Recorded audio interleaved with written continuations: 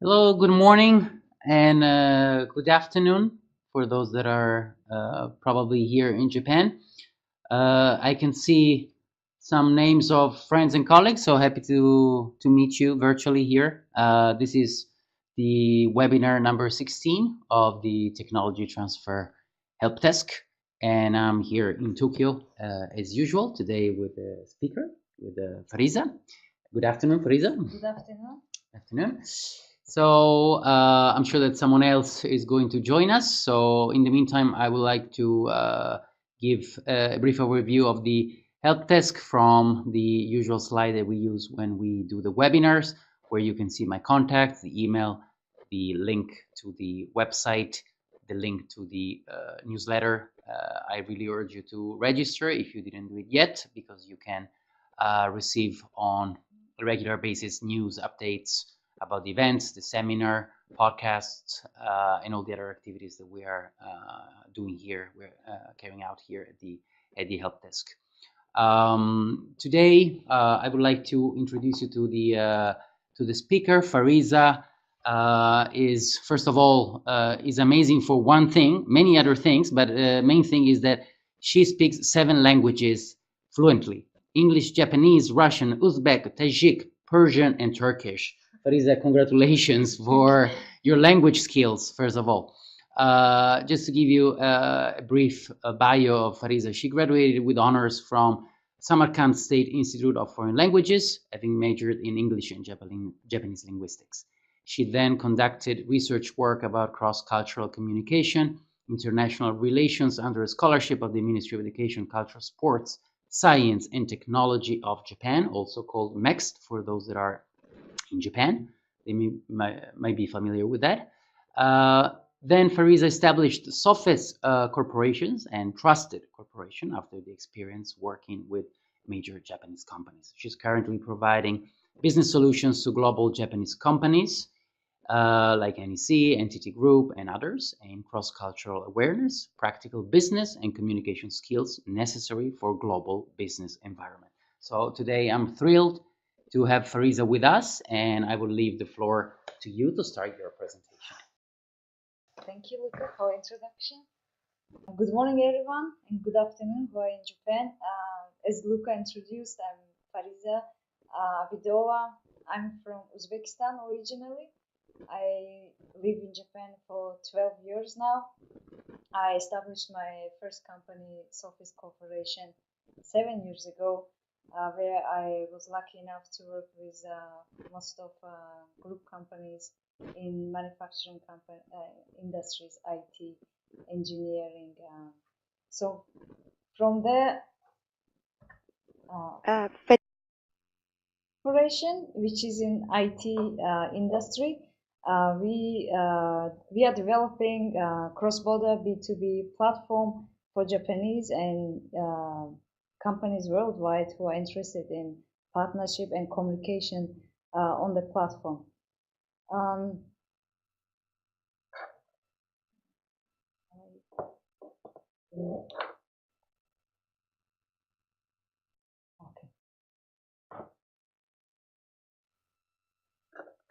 Okay. Today, I would like to share information about business opportunities for Japanese companies in Europe, as well as for European companies, business opportunities in Japan. And at the same time, from my own business experience, I would like to identify challenges and share some hints and solutions for those challenges. So first of all, let's talk about why so many opportunities are lost between Japanese and foreign companies in general. Actually, working with Japanese companies for 7 years, I understood that most of them are interested in business collaboration with foreign companies. At the same time, I worked with foreign companies, inviting them to my seminars as guest speakers, and they're all interested in partnership opportunities with Japan as well. So I was very interested why both parties are very interested and they're searching for this kind of projects, but most of the time, not so many projects are successfully realized. So I started to do some research works. I interviewed CEOs of SMEs in Japan, at the same time foreign companies. And I realized that foreign companies are directly contacting Japanese companies, even in Japanese language or in English sometimes, but most of them, they don't even get a response. And so I would like to share with you the reasons why all these opportunities are being lost and uh, so many projects are not being even responded. I would like to analyze all these problems from cultural perspective, uh, different business styles and miscommunication that might be causing all this opportunity loss. So first of all, I would like to summarize about current market situation in Japan. You might already know about Japanese domestic market is shrinking due to declining population in Japan, and most of Japanese companies' survival is depending on increasing the profits from overseas markets. So most of Japanese companies already know the needs of expanding abroad, and at the same time, Japanese biggest companies are losing relative market share, and most of them are less global than the overseas peers, and so so this is the general situation in Japan. And like doing business for 7 years, I noticed the big difference in Japan. Before, most of CEOs of Japanese companies were already talking about the importance of global businesses and the need of business expansion abroad. But now I can notice that they're not only talking about it, but they're also like taking action, and also they're putting in planning and strategy global business expansion as a first priority. Any event that I join or any seminar I provide for Japanese companies, CEO does speech about it, how much it's important for them to go global and work with foreign companies and collaborate with abroad. And every time CEOs are doing speech in English and helping the employees understand that it's very important. So I can tell that not only SMEs, which are very fast in decision making, I can notice the difference between big companies and small and medium-sized companies. In terms of small and medium-sized companies, they're very fast and flexible because it's top down.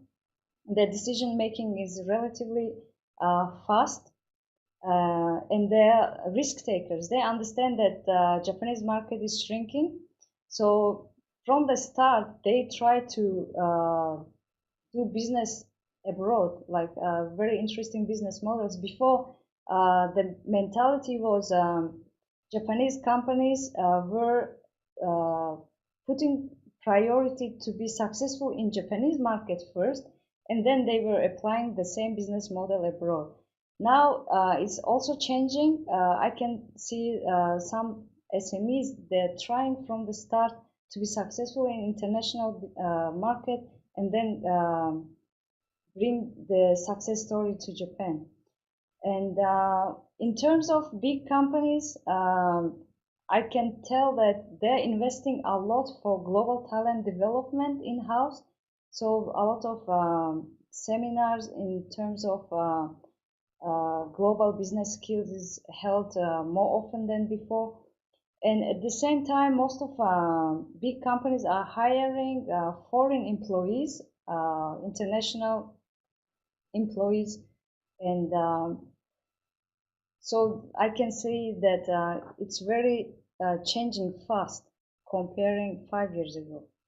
That's but the common challenges in Japanese companies is there are a lot of opportunities that comes from abroad. They receive a lot of partnership offers from abroad, but most of Japanese companies, they say we are very interested in working with them, interesting projects, but unfortunately we don't have global human talent in-house, especially the ones who can speak in English or can screen the projects, if it can be trusted or not, if there is risk or not.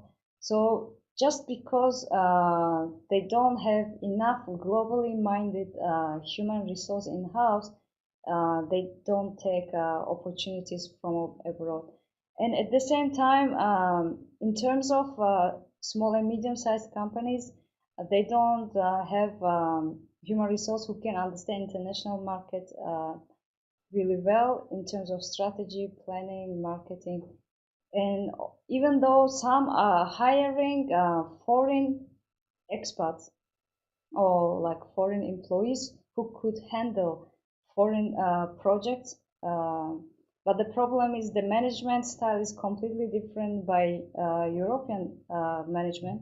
So because of a lot of cultural misunderstanding, miscommunication, global staff retention is becoming a big problem. They don't stay in the companies for long time. After 2 or 3 years, they leave the company. So that's the common problems that is happening in Japan. Okay, next slide. Okay. So let's talk about opportunities and challenges for Japanese companies in Europe. Actually, talking with CEOs of Japanese companies, I understood that most of them, they're interested in global business expansion, but they usually choose Southeast Asian countries first. And the reason is simply because logistically, it's cheaper and faster and easier because Asia is very close and there is no big time difference. So for them, usually Asia comes first as a choice. But the problem is most of the time, in terms of manufacturing companies who expand in Asia, they have to compete against Southeast Asian countries or China and Korea. And most of them now realize that in order to survive in Asian markets, the only way is to do price competition. So as you know, in Japan, labor cost is higher compared to Southeast Asian countries. So there is no future, basically. They cannot do price competition all the time. So I usually recommend them to expand to Europe just simply because it's the world's largest economy, and most of the global, 20% of the global import export is down there, and also free movement of goods, services, and people in Europe, and and also high technology collaboration is always in demand in terms of collaboration with local companies, and so Europe would be really perfect for Japanese companies, just because it's, as I mentioned, it's the largest economy, and also it's countries with buying power, and they're interested in collaboration with the company who has a niche solution and high technology. And opportunities for Japanese companies in Europe, as you can see in this slide, current opportunities, of course, food-related infrastructure and technologies, but in mid-term opportunities like innovative technologies, scientific research and development collaboration, agribusiness, and renewable energy. It's all the areas that Japanese companies have really niche solution and high technology. So it would be like a perfect match if Japanese companies targeted Europe. But in terms of challenges, European Union is made of 28 different countries. Of course, it has diverse legal environment and tax regimes. So it's very important to do research in advance. Each country you are targeting, and so of course there will be like different business cultures, different priorities, planning. So even though it's one big market, it's very important to learn about each market's unique points, political, economical structures, legal and tax regimes are completely different. So, and also compared to Japan, I would say data protection and privacy requirements is very strict. So it's very important to find local business partner in the country you are targeting to expand and ask them to handle the tax, accounting, as well as legal support. So from my own experience, like I'm working with a very international team with my second company, Trusted Corporation. We work mainly with German business partners, and also we have our development team in Italy and also US and Australia. So I am also learning every day about cross-cultural communication and the working global business environment. So I can tell that in terms of working with companies in Europe, it's very important to be well prepared in advance for the meetings, because meetings tends to be very practical, and so I would recommend you to prepare all the facts, statistics, and numbers already before going to a meeting. And also communication style is very direct. For example, most of people know that Japanese and German people are very similar in terms of work ethics, but the difference that I felt is German people are more direct in communication, while Japanese communications tend to be more abstract. They don't say, for example, negative information. Delivering negative information in Japan tends to be very indirect. For example, even if you're proposing, for example, an interesting project, and if they're not interested about it, they can say, we'll think about it, instead of saying, actually, we are not interested about it. So that difference, so it's very important to learn about each country's business culture in advance. Even though it's Europe, it's completely different by country to country.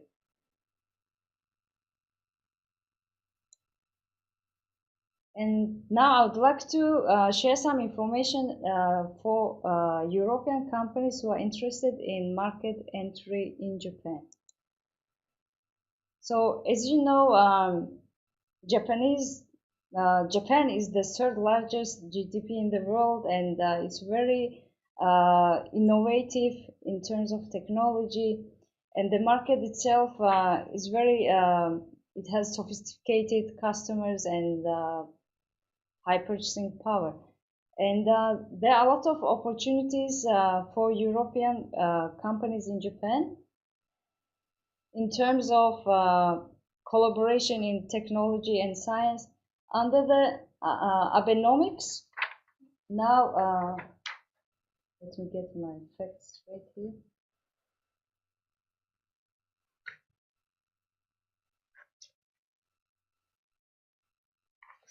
So you might heard about the Abenomics. What they're mainly focusing on is like boosting the domestic market and drive consumer demand for the items like niche and safe food. And also, they are increasing workforce participation by women, and there is big market for the education in global talent development. And also, they're really giving importance to the partnership, trade partnership, and inbound and outbound investment. And Japan's economy growth really depends on very innovative technology collaboration in industries like nanotechnology, robotics, healthcare, and energy. Basically, if your company is in those industries, it's really good time to check opportunities in Japan in those industries. And also, if your company is interested in importing goods from Europe to Japan, I would say Japan has relatively lower import tariffs as well. So opportunities in Japan, it's very similar to the one in Europe we saw in the slide.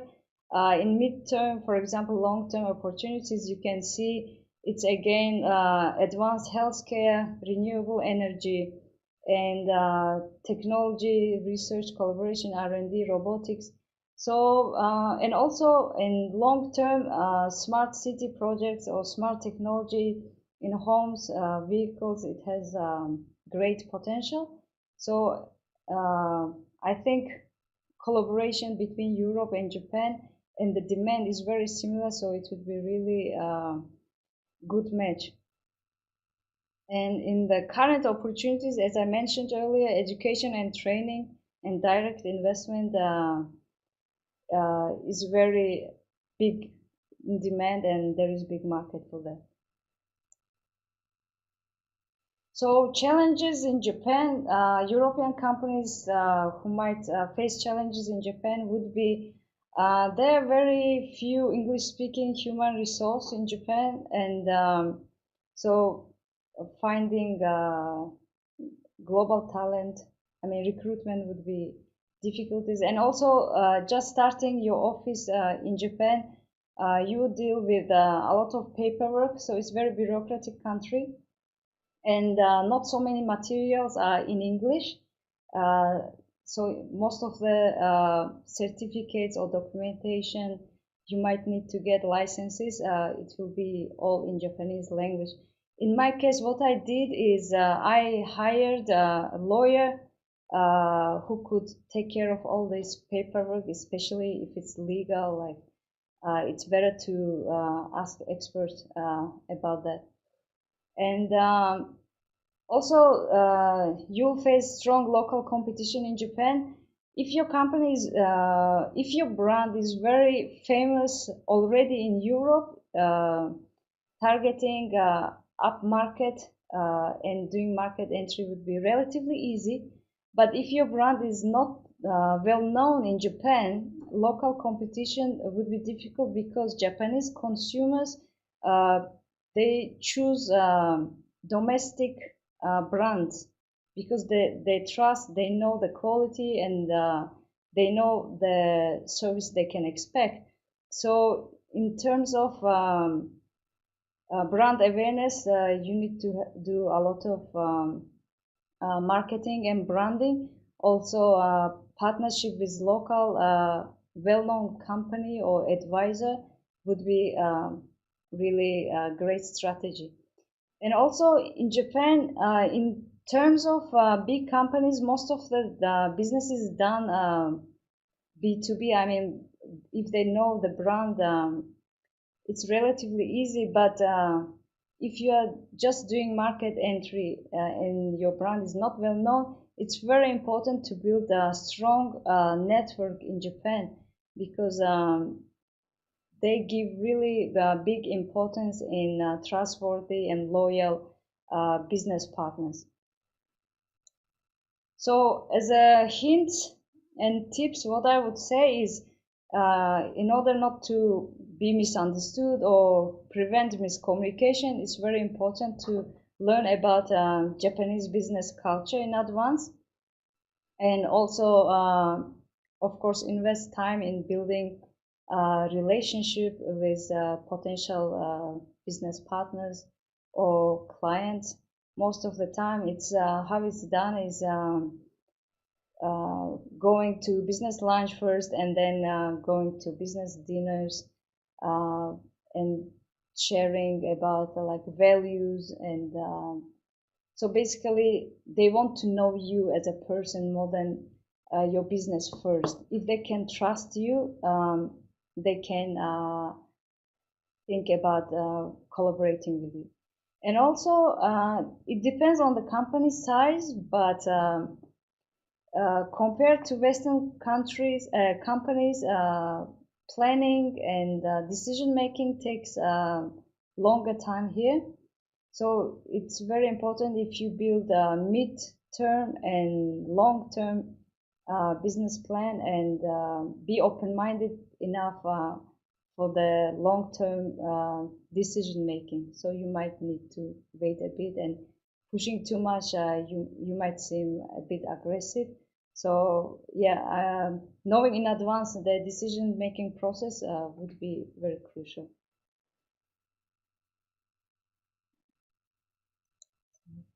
So this is about business opportunities, challenges, and solution. Actually, I would like to introduce one case study here about the platform that you can communicate with Japanese companies on our platform. Let me share the screen. Okay. So here we developed a platform where you can select, if you are searching for a business partner, you can select the industry you are interested, or the country, or like if you want to narrow down your search, like how many years they're operating, and sales volume. Let's say you found a company that you are interested in. You can go to their page and you can learn about, for example, let's say this is a medical device company interested in long-term cooperation with Europe. They're searching for the distributor. And then you can learn about their goals and about their services by playing the videos they posted about their services and product, and the target and certificates, and learn about the decision makers profile.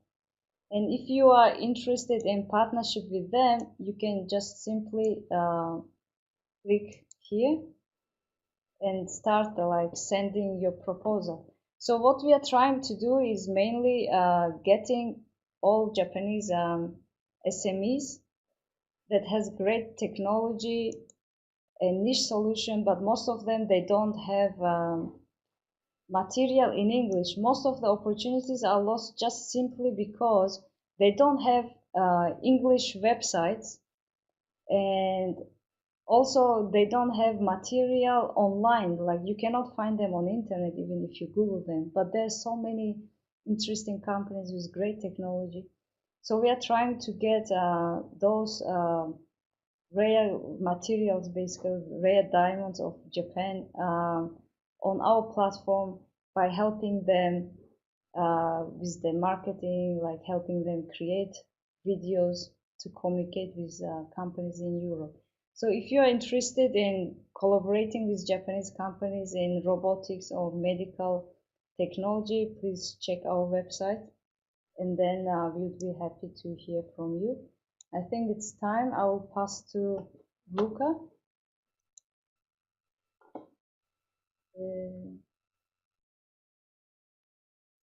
See? Okay. Thank you for listening, and later we'll answer your questions. I'm seeing on the screen there's some question. After 5 minutes, I will get back to you.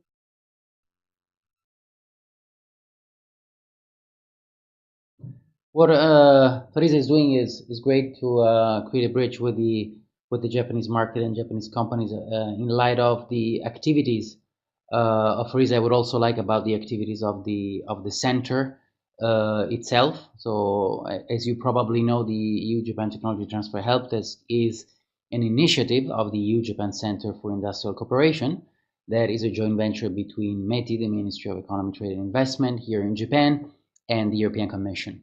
So beside other things, what we do is also being part of the Enterprise Europe Network. Probably many of you are familiar with this initiative, and is also an initiative of the European Commission for the internationalization of EU SMEs.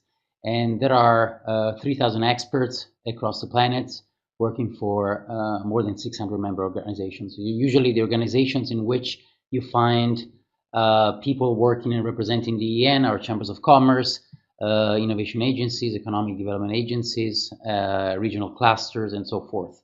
As far as Japan is concerned, we are the only contact point. So if you are, for those that are here, for example, in Japan, and they want to deal with the network, they have to go through us. Basically, the EN it aims to facilitate partner search, and there are different activities that are brought forward by my colleagues here in Tokyo as far as Japan is concerned.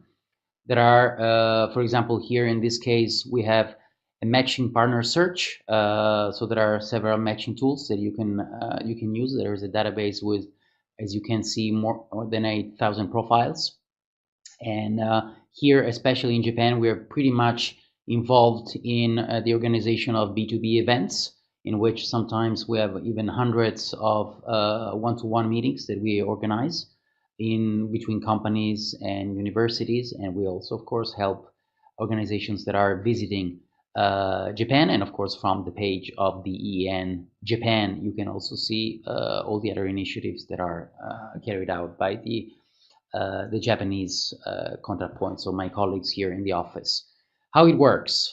Usually you meet, and this is valid for basically every EN organization that you might be in touch with. Usually you have a first meeting, and then together with the EN consultant, you create a profile, which is kind of similar to the one that Frieza showed you on her website.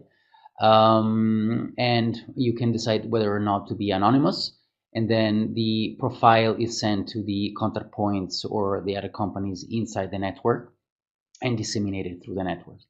And the system works on a domestic/local basis, in the sense that you have to be in touch with the EN contact point that is closest to you. So for a Japanese organization interested in dealing with someone in the EU or in other member countries of the EN, they have to go through us, because we are the only node of the EN in Japan. If someone is, for example, in Rome, in Italy, we'll have to go through a contact point of the EN in Rome. And I'm sure, as far as I remember, that there are more than one.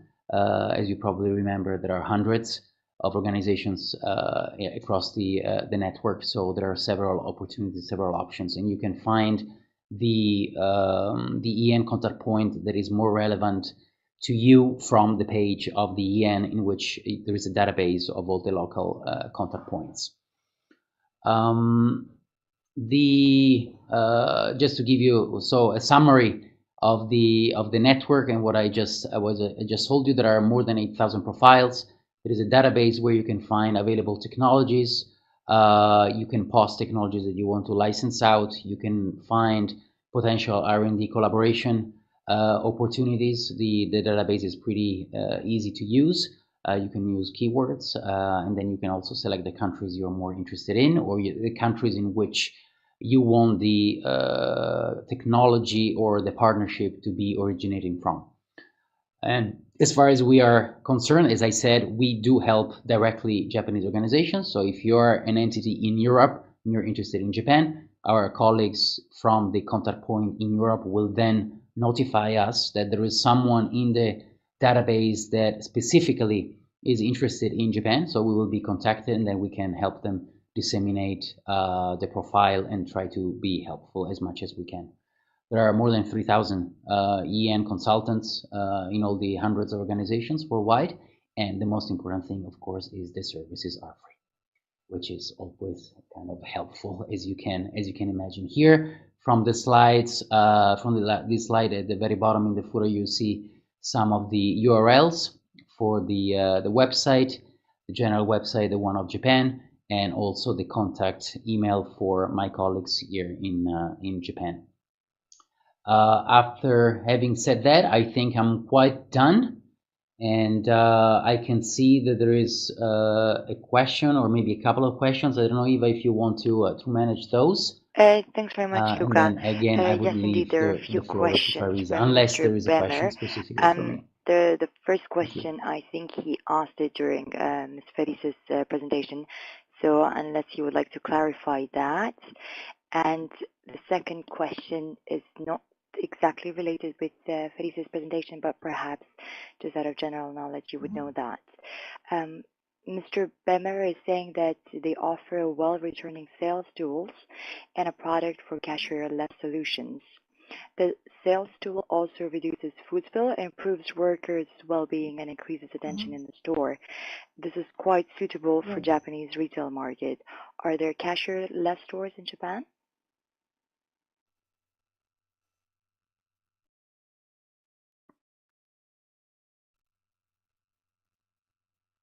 Actually, yes, there are some retail shops in fashion industry, fast fashion industries. They are implementing cashless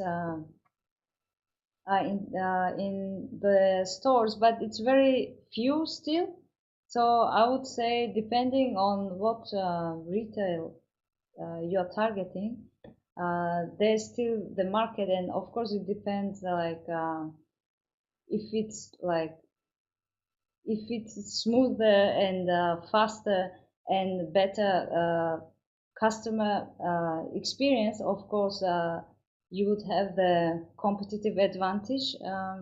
I would say there is still, it's very new market, and there are a lot of opportunities for this, especially in Tokyo, where like population is so big and people always lining up somewhere, and it would be very in demand if more stores would be cashless. Thanks very much, Felisa. Perhaps Mr. Bemer could clarify his first question, if he still would like to get a response.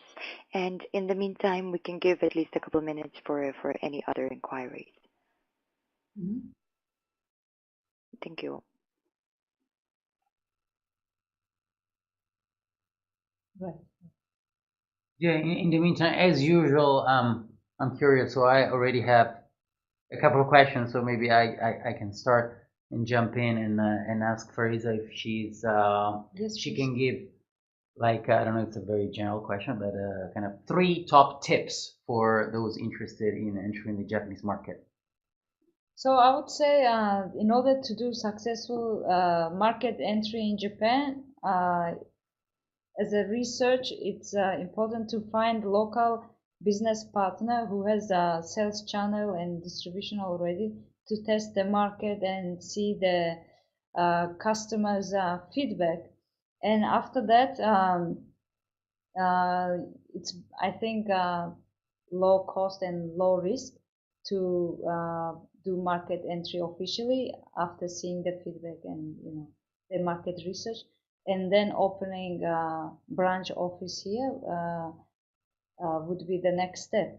And also, in order to success in Japan, I would say finding a Japanese advisor who has a strong connection in Japan in the industry you're targeting in as an advisor, and who has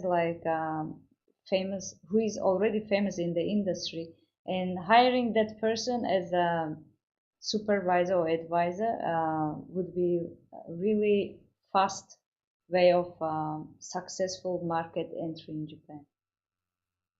And also, of course, knowing Japanese business culture helps a lot for relationship building and thinking about the marketing strategy and branding. That's common sense, I think. Yeah, thank you. So you think that well, you talk about in in succession about opening the branch. So would it be the ideal process? So how long do you think, on average, would it take for a company, a small, medium-sized company, to enter the Japanese market? How much would it take to kind of understand the landscape and kind of basically create a business plan for Japan? So I would say as like at least 6 months or 1 year would be ideal for the market research. Like if you can find the business partner faster, it could be faster. Like doing a lot of campaign events and gathering potential users or potential customers and testing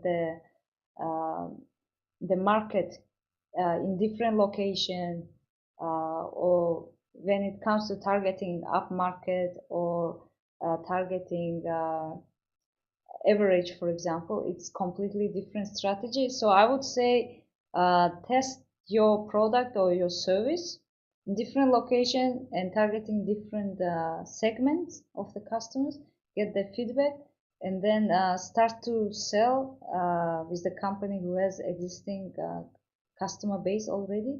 And then after 1 year, start your own branch office and hire local employees who understand the service quality in Japan really well, because it's very important, and that's very one important key factor to be successful in Japan is to provide your service and product with the Japanese service quality, which is very high. This is very useful advice, and I might also add that as a center here in Tokyo, we also have a program that is called Step in Japan. As you know here, because now you're here physically with me, but the other people that are online, maybe they don't know, but we have some cubicles that are available here at the center, and so companies coming from the EU, small and medium-sized enterprises that are interested in kind of peddlers trading and creating a little bit of awareness and maybe organize some meetings, can have the opportunity to come here. So we can have these cubicles, we can give them out, of course, as long as they're free. You have to make an application that is very easy though, and up to a month you can be here in the center, and you can use the facilities and it's the meeting rooms. Facilities. It's very convenient. Access-wise, you can literally go to main areas in like 10-15 minutes. So access is great. Yeah. So this is a great opportunity, I think, for those that are interested in having kind of a sneak preview of how it would be to create an entity here. Right. 1 month is not enough, as you said. It might take 6 months to a year, but still, I mean, it's better than nothing, right? So, okay, so we have probably another question from one of the former fellows, actually, of the center. So he knows very well the facility. How to create a Japanese company. Thank you, Manuel, for your question. Visa need. Actually, I have a business investors visa as well, so I had to ask a lawyer to help me to get that visa, which is like registering company takes only 3 weeks and it's not so expensive. I would say for the company registration, you would spend $2,000, which is similar to euro, I guess.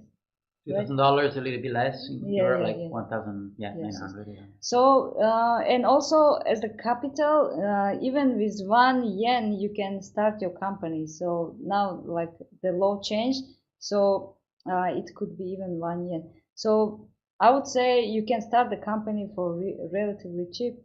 And I paid lawyer for the company registration, like handling all the paperwork, like 1,500 euros. So in total, as you can see, I didn't spend much.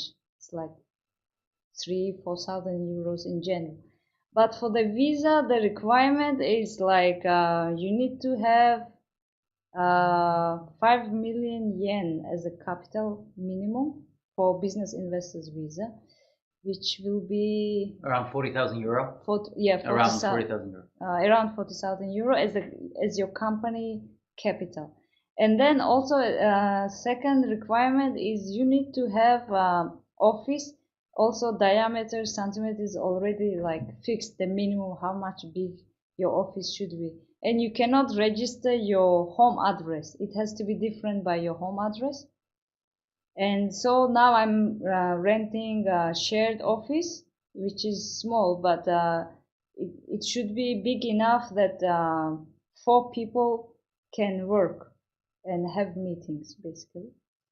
And the rest, you have to show your business plan and business model, and they will check. So basically, the rest is not so difficult, I would say, because lawyers already know what format they have to give and what they have to explain. Usually they make explanation letter to the immigration office and like explain how your business will be successful in Japan or how it will be useful for Japanese economy.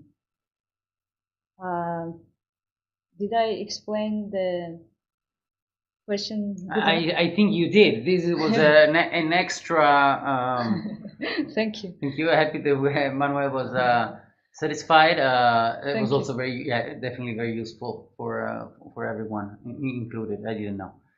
So yeah, I don't see anyone else typing. So I would once again thank Frieza for being with us today, with me here in the office. Thank you for this opportunity. And Eva, of course, as usual from Brussels, and all of you online, everywhere you are. I don't know, but thanks for being with us for this 16th webinar of the Help Desk. And I really hope to see you.